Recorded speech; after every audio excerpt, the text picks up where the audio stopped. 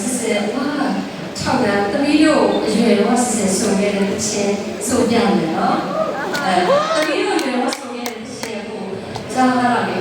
20မကတော့ပေါ့နော်အဲ့ချင်းဆိုပြမယ်တော့ဘာဖြစ်သွားလဲဒီလာမ